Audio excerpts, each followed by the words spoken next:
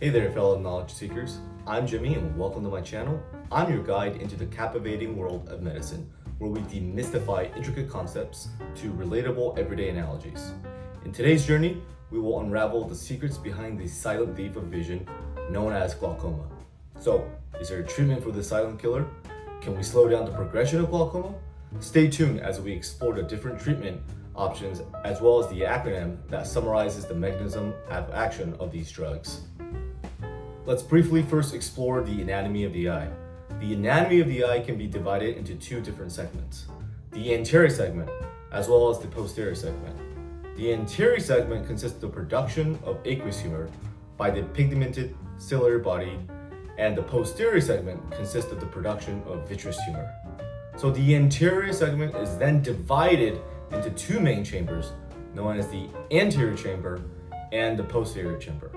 We can envision the iris as a subdivision between the anterior and posterior chamber. The iris functions as a gatekeeper of light to the pupils. Glaucoma, simply put, is the intraocular pressure due to the blockage of the aqueous humor flow through the trabecular mesh network. Aqueous humor is produced by the ciliary body, which is actually an extension of the iris. So the mainstaying function of the aqueous humor is to provide nutrients as well as to keep the intraocular pressure of the eye. The trabecular mesh network consists of porous channels, which leads to the outflow of the aqueous humor. Alright, so that was a lot to be said. So let's break this down into a real-world example. Let's envision the porous asphalt as the trabecular mesh network, and the raindrops on a rainy day as aqueous humor. So normally, raindrops will seep through the porous asphalt, just like how the aqueous humor seeps through the trabecular mesh network, which eventually leads to the outflow of the fluid. However, if there is any type of compromise in the porous asphalt or the blocking of the porous asphalt, then this would lead to a buildup of fluid. So another example would be placing a tarp over the porous asphalt. The tarp in this example can be envisioned as the iris that is preventing the fluid draining into the trabecular mesh network. The tarp in the real-world example would also prevent the raindrops from draining into the storm drain. The blockage of the aqueous humor can be partially or completely blocked, depending on the angle blockage of the iris against the trabecular mesh or the inherent inability of the trabecular mesh network to drain the fluid. So there are actually three different types of glaucoma, which are normal, open angle, as well as closed angle. So let's discuss the different types of angle. So in normal angle glaucoma, the pressure is normal for the intraocular pressure, but this could be due to a decreased blood perfusion to the optic nerve or medical conditions such as Raynaud's disease. In open angle glaucoma, this is characterized by the progressive damage to the optic nerve that is irreversible due to the decreased outflow of the aqueous humor. The drainage angle of the eye is compromised, but not completely blocked. So, for the early manifest of glaucoma trial, patients who have open eye glaucoma should target a decrease of intraocular pressure of 25 to 30 milligrams of mercury from the baseline. In closed angle glaucoma, the drainage of the aqueous humor is more pronounced than open angle glaucoma and may be characterized by a sudden blockage. This can result in a sharp increase in intraocular pressure. So if this does happen, then medical intervention is needed immediately, such as laser peripheral iridotomy. So laser peripheral iridotomy is where a small hole is actually created in the iris to increase outflow of aqueous humor, or trabeculectomy, where it requires a surgical intervention to create new channels to increase the outflow of aqueous humor. So ultimately, the increase in intraocular pressure is what leads to the damage to the optic nerve, which may cause blindness. Let's take a look at some other causes that may increase the progression of glaucoma. In this section, we will break down the content into the underlying pathogenesis, different medication causes, as well as comorbid disease states. So patients who have a shallow anterior chamber are more prone to developing glaucoma because the anterior chamber can hold less fluid.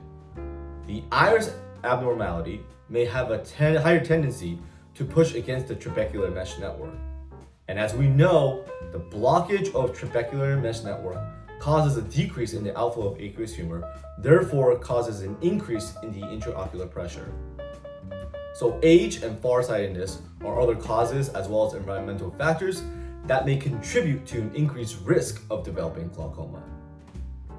For medication, we have adrenergic medications and anticholinergic medications. So both of these class of medications can stimulate the sympathetic nervous system. So as a result of the stimulation of the sympathetic nervous system, this will cause an increased rise in blood pressure, which may result in increase in the intraocular pressure. Essentially, both classes of medication have a tendency to increase the overall blood pressure, which can lead to the increase in intraocular pressure. So similarly, these concepts can actually carry over to the disease state as well. So any disease states such as diabetes, cardiovascular disease, as well as migraine can also cause a rise in blood pressure. So as we know, the increased rise in blood pressure can also cause an increased rise in the intraocular pressure. Okay, so let's now take a look at what may happen to a person's vision if he or she is exposed to prolonged intraocular pressure. So off to the right, we have different pictures where the patient may be seeing if they are affected by glaucoma. So in the beginning, they might start to experience some peripheral vision loss, patchy blind spot vision, blurry vision, or even halos around lights, eye pain, and nausea and vomiting. So we're probably wondering, why do they get nausea and vomiting? Well, the intraocular pressure can stimulate the trigeminal nerve, which is a cranial nerve responsible for transmitting sensory information, but is also connected to the vomiting center in the brainstem. So as a result of the stimulation of the trigeminal nerve, some patient may also experience nausea and vomiting. To answer the previous question, is there a treatment for the silent killer as glaucoma? The answer is no, to any actual cures. But the answer to can we slow down the progression of glaucoma? The answer for that question is yes. So the current state of therapy includes both surgical procedure as well as medication. Okay, so finally, in regards to the silent killer, we do have a number of classes of medication to slow down the progression of the disease states, which I have summarized in this acronym. So in this acronym, I'm providing a summary of the class of medication as well as the mechanism of action. The acronym is CARP crossing the border. So visually, we see a carp swimming across the circulated border in two different colors. The circle represents both the eye as well as the row of the carp. So notice the color representation between the row and the vitreous humor. Both are lighter orange. The division between the circle represents the anterior and posterior segment. The lighter orange color represents the posterior segment, as the lighter orange color represents that of the vitreous humor, and the darker orange represents that of the anterior segment. The letters of CARP stands for the mechanism of action, which is increasing the aqueous humor outflow. So C stands for cholinergic, A stands for alpha-2 agonist, R stands for rho kinase. Rho is actually also the main picture in regards to our acronym. And P stands for prostaglandin analogs. So how to remember that this is actually increasing the outflow? Well, if we take a closer look, the CARP can also be seen as an arrow. And as previously discussed, the dark orange represents the anterior segment. So the CARP is actually facing the direction of outflow of the anterior segment. And crossing the border, because the next two drug classes consist of a mechanism which reduces aqueous humor production. Reducing the aqueous humor prevents less fluid from crossing the border, and as a result, half of the CARP is strategically placed on the border. So this is actually a visual representation that represents less outflow, half of the carp and half of the arrow, due to a decrease in the production of aqueous humor. So C stands for carbonic anhydride and B stands for beta blockers. So, however, just to know that carbonic anhydride also consists of the mechanism of action of increasing outflow of aqueous humor.